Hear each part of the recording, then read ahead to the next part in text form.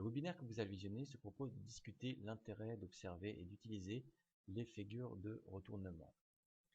Le webinaire que nous allons présenter est réalisé par Trader Forex et sponsorisé par le courtier Markets. Avant de débuter ce webinaire, je vais commencer par me présenter. Je m'appelle David Furcage, je suis analyste technique professionnel diplômé et vice-président de l'Association française des analystes techniques. Comme à l'habitude, je vais commencer par énoncer le plan. Dans un premier temps, nous présenterons quelques préalables qu'il faut conserver à l'esprit avant même de parler des figures de retournement. Dans un second temps, nous présenterons les têtes-épaules de creux et de sommet. Dans un troisième temps, les doubles creux, les doubles sommets. Dans un quatrième temps, des figures de retournement que l'on nomme les V-top et les V-bottom, avant de conclure sur ce qu'il fallait retenir de la session. Alors, nous allons commencer par discuter quelques préalables. Ce qu'il faut conserver à l'esprit, c'est qu'une figure de retournement témoigne d'un changement d'opinion. Il s'agit de, nous faisons à l'aide de l'analyse technique de la psychologie de groupe, la psychologie de marché, dans laquelle deux groupes s'affrontent, les acheteurs et les vendeurs, et lorsqu'il y a déclenchement d'une figure de retournement, eh bien finalement il s'agit d'un changement d'opinion, et mais aussi un moment à partir duquel l'un de ces deux groupes prend l'avantage par rapport à l'autre. Alors, elle permet dans la plupart des cas de calculer des objectifs théoriques dits minimum. Pourquoi parle-t-on d'objectifs théoriques dits minimum? Eh bien parce que le déclenchement d'une figure de retournement implique un départ en tendance et il s'agit là d'une nouvelle tendance, haussière ou baissière. Auquel cas, le marché peut très bien aller au-delà d'un objectif dit théorique. Il débute une tendance et cette tendance peut se prolonger jusqu'à ce qu'elle sonne des signes d'affaiblissement et qu'il y ait à nouveau un retournement et donc une nouvelle tendance.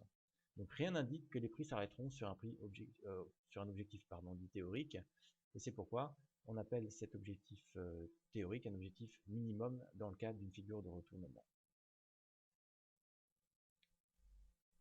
Alors, ce qu'il est très important de savoir, c'est que pour qu'il y ait figure de retournement, il faut préalablement qu'il y ait l'existence d'une tendance haussière ou baissière.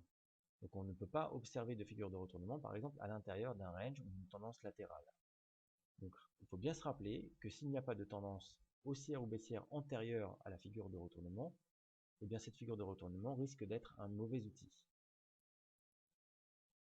Alors après avoir présenté ces quelques préalables, nous allons passer dans le vif du sujet et discuter l'une des figures de retournement les plus connues qui s'appelle la tête-épaule. Alors sur la figure 1 que vous pouvez observer, il s'agit de la présentation de cette figure de retournement sous forme théorique et comme vous voyez sur la flèche verte, il y a l'existence d'une tendance préalable. Ici il s'agit d'une tendance haussière, donc c'est une condition nécessaire pour l'observation d'une figure de retournement. Comme vous pouvez l'observer sur l'épaule de droite, les prix ne parviennent pas à former un nouveau sommet, ce qui indique une perte en puissance du groupe des longs. Les acheteurs ne sont pas suffisamment puissants sur ce niveau-là pour porter les prix au moins aussi haut que le précédent sommet qui se situe donc ici. Donc il s'agit d'une perte en puissance du groupe des longs, donc probablement au profit du groupe des courts. Alors, quand nous sommes en présence d'une telle formation, on trace ce qui s'appelle la ligne de coup. La ligne de coup, que vous pouvez observer ici, joint les deux creux relatifs à l'épaule gauche et à l'épaule droite. Cette ligne de coup va constituer, lorsque les prix vont la traverser, l'élément déclencheur de cette figure de retournement. Donc la rupture de la ligne de coup, qui se situe ici, implique la formation d'un nouveau creux. Effectivement, les prix là se situent plus bas que le précédent creux, et c'est ce qui déclenche la figure de retournement. Et donc là, évidemment, cela confirme que les longs perdent complètement le contrôle au profit des courts. Comment à présent calculer l'objectif minimum de cette figure de retournement? Eh bien, on trace le segment entre le sommet ici et la ligne de coup, appelons ça un segment de distance X, et on reporte ce segment au point de rupture, donc au point de déclenchement de cette figure de retournement. Et l'on obtient un objectif de prix minimum qui se situe ici, donc sur cette droite horizontale. Alors nous allons maintenant illustrer ce qui vient d'être évoqué d'un point de vue théorique à l'aide d'un cas pratique, le cas pratique numéro 1. Alors sur ce cas pratique, je présente un graphique du CAC 40 en fréquence hebdomadaire. Comme vous pouvez l'observer, le CAC 40 évolue au-dessus d'une droite de tendance ascendante. Donc la tendance est haussière depuis 2004. Il s'agit du bull market qui a perturbé entre 2004 et 2007, 2007 et 2010. Fin 2007, cet indice, donc le CAC 40, ne parvient pas à inscrire un nouveau sommet. Il s'agit là d'un aveu de faiblesse de la part du groupe des acheteurs qui ne parviennent pas à pousser les prix au moins au même niveau que le précédent sommet. Alors, lorsqu'on observe ce genre de configuration, on peut d'ores et déjà penser en termes de figure de retournement et de tête-épaule de sommet. Je dis bien penser et non pas anticiper. Une figure de retournement est déclenchée uniquement à partir du moment où il y a la rupture, par exemple là, de la ligne de coup.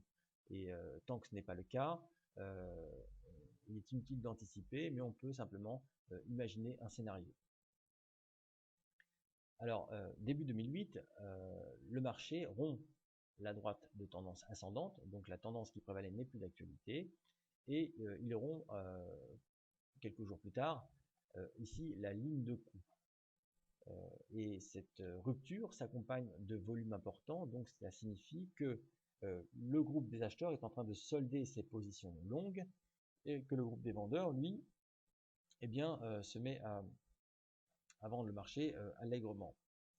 Et ce qui explique ce pic de volume, puisque au moment où la figure est déclenchée, eh bien, ces deux groupes agissent de la même manière, ils vendent le marché. Alors à présent, comment calcule-t-on l'objectif? Eh bien, on se représente ici le segment de distance X qui joint la ligne de coup au sommet, et on reporte cette distance, donc X, au point de rupture de la ligne de coup. Et l'on obtient un objectif minimum à 4500 points. Et par ailleurs, ce qui est intéressant dans ce cas, c'est que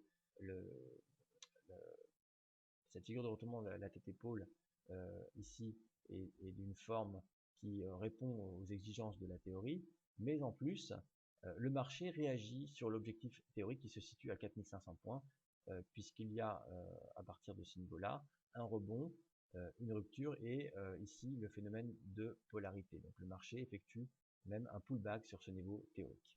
Donc c'est un cas, on va dire, un cas d'école. Alors après avoir présenté cette première forme de figure de retournement, nous allons passer à une seconde forme. Il s'agit des doubles et des triples sommets, des doubles et des triples creux.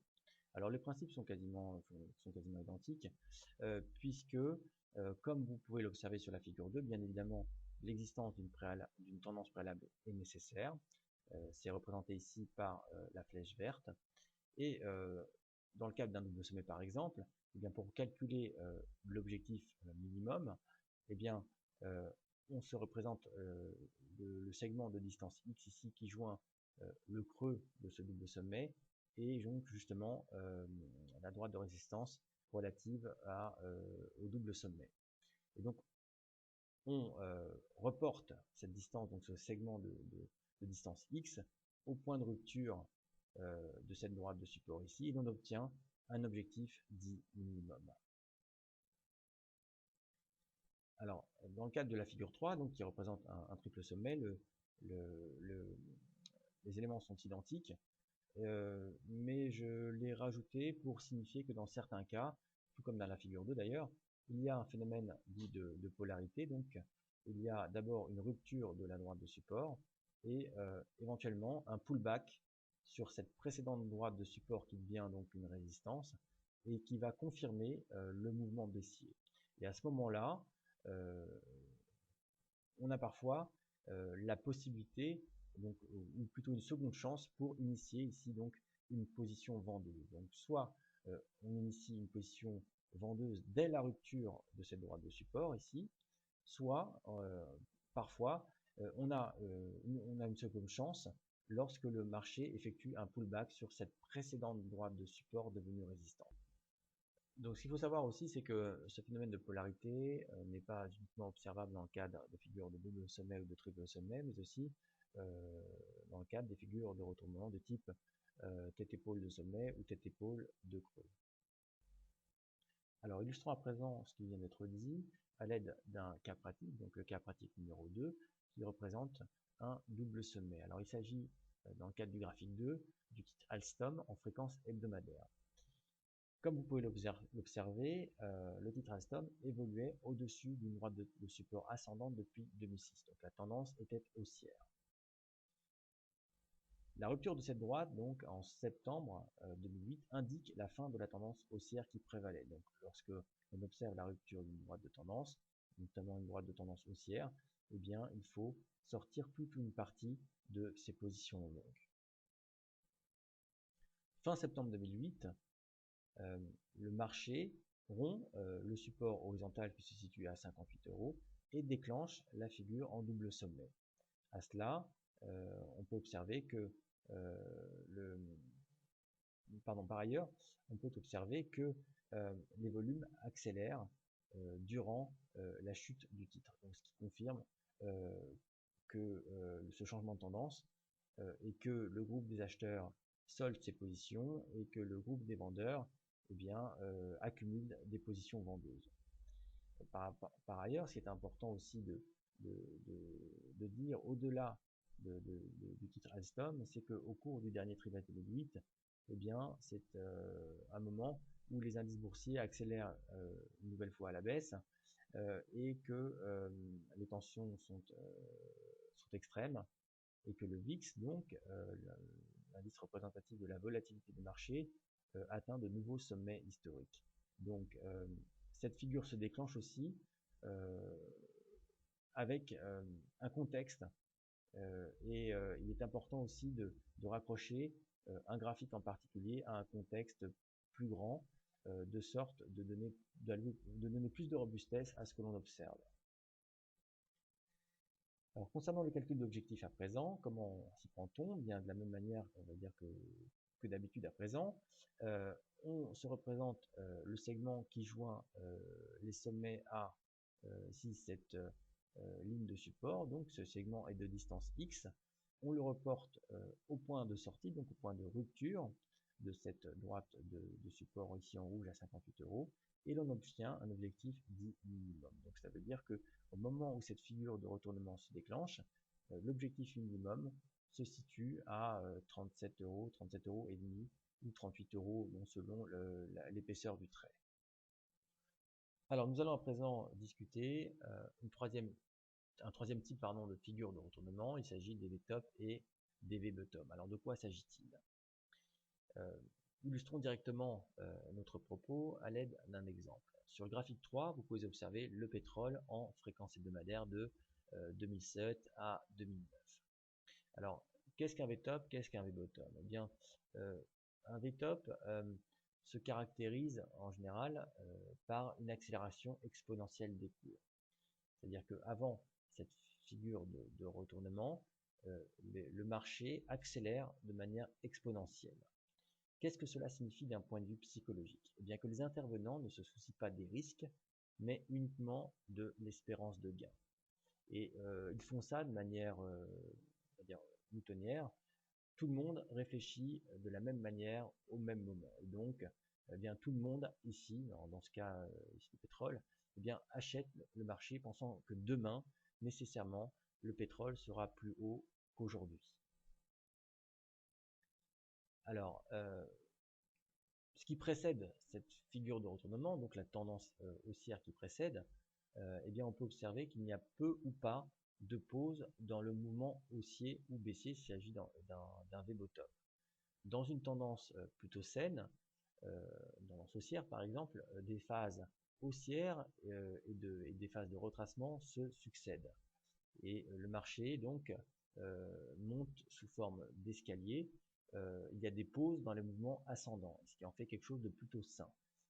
Dans cet exemple ici, vous pouvez observer que dans la dernière phase d'accélération exponentielle ici, il n'y a pas de pause dans ce mouvement haussier, ce ce qui est extrêmement malsain et ce qui doit laisser place à un moment à un retournement le plus souvent violent. Alors le problème du retournement ici, donc de ce VTOP, c'est que le plus souvent il n'y a pas de signaux précurseurs, donc ce qui est très délicat, parce que si l'on est en position haussière, acheteuse, pardon, eh bien il faudra être prêt, être suffisamment vif pour sortir rapidement du marché lorsque l'on observe le déclenchement de ce genre de figure. En même temps, il est difficile d'observer ou d'anticiper éventuellement cette figure puisqu'il n'y a pas vraiment de signaux de retournement. Et donc en général, ce qui se passe, c'est que le marché décale le plus souvent fortement, donc de manière verticale ici, et en très peu de temps. Donc suite à cette accélération, par exemple haussière exponentielle, eh bien lorsque le marché cède, l'accélération verticale, donc ici baissière, est tout aussi impressionnante que le dernier mouvement haussier que l'on pouvait observer. Alors, que faire? Eh bien, dans le cadre de cette figure de retournement, il est difficile d'en tirer avantage, puisqu'il n'y a pas de signaux précurseurs comme les autres formations que j'avais présentées, à savoir la tête épaule de sommet ou le double ou le triple sommet. Il y a la construction de quelque chose, il y a la construction d'un mouvement, et on subodore le fait qu'il y a par exemple la perte ou la diminution d'un pouvoir du côté des acheteurs. Ici, c'est pas vraiment le cas. Il n'y a pas de construction graphique qui laisse présager que le marché peut décaler très rapidement d'une manière verticale très impressionnante. Donc la seule chose que l'on puisse faire, c'est si on est en position longue, et ben, être très attentif lorsque l'on observe cette dernière accélération exponentielle, très attentif déjà pour s'extraire d'une position acheteuse.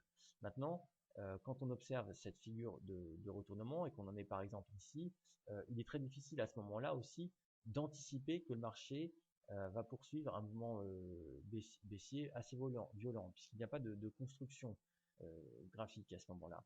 Et donc, je dirais, compte tenu de mon expérience, qu'il est difficile de profiter donc d'un VTOP ou d'un VBottom, c'est-à-dire d'investir sur le fait que le marché va poursuivre de manière très agressive à la baisse. Voilà, je vous l'accorde, c'est vrai, on reste un petit peu sur sa fin concernant les VTOP et les VBottom parce qu'il n'y a pas vraiment de possibilité d'en tirer avantage. Mais ce qui est intéressant, c'est ce qu'on peut faire quand on observe une accélération exponentielle. Eh bien, on se doute qu'il y a un VTOP ou un VBottom en construction, et donc il y a des conclusions à en tirer en termes de gestion de position dans ce cas-là, avant que la figure se déclenche. Voilà, je vais conclure sur ce qu'il fallait retenir de cette session. Et la première conclusion qu'il convient d'évoquer, c'est qu'il existe de nombreuses autres figures de retournement, telles que les rounding top, les rounding bottom, les diamants, pardon, les island reversal. Et donc, cette présentation est juste une mise en bouche sur les figures de retournement, mais il convient de se plonger un peu dans le livre de référence pour obtenir l'ensemble du bagage nécessaire à la compréhension des figures de retournement. Un autre élément de conclusion, c'est que, comme nous avons pu l'observer, les figures de retournement sont particulièrement intéressantes. Pourquoi? Eh bien parce qu'elles constituent, une fois déclenchées, le point de départ d'une nouvelle tendance et donc d'une accélération. Et donc, il vaut mieux initier une position lorsque la tendance débute plutôt que lorsque le marché est déjà en tendance depuis un certain temps. Ça permet notamment d'améliorer le ratio rendement-risque qui, au point de départ d'une accélération, est normalement élevé. Par ailleurs, sur les marchés boursiers, donc sur le marché des actions, autre élément important, il est recommandé aussi d'observer si les volumes confirment la figure. Et souvent, lorsqu'il y a par exemple la rupture de coût dans le cadre d'une figure de tête et épaule, eh bien, les volumes sont normalement plus forts. Et ces volumes confirment l'existence et le déclenchement de la figure de retournement. Donc, il est intéressant pour les marchés boursiers d'observer et de corroborer les volumes avec la représentation graphique des prix. Voilà, et pour terminer, je tiens surtout à rappeler qu'il ne peut pas y avoir de figure de retournement s'il n'y a rien à retourner. Donc l'existence d'une tendance haussière ou baissière est un préalable nécessaire pour que l'on puisse observer une figure de retournement. C'est extrêmement important d'insister là-dessus. Voilà, je vous remercie pour votre écoute et je remercie le sponsor, donc Markets, et je vous donne un rendez-vous très vite et très bientôt pour un nouveau webinaire sur trader-forex.fr. À bientôt.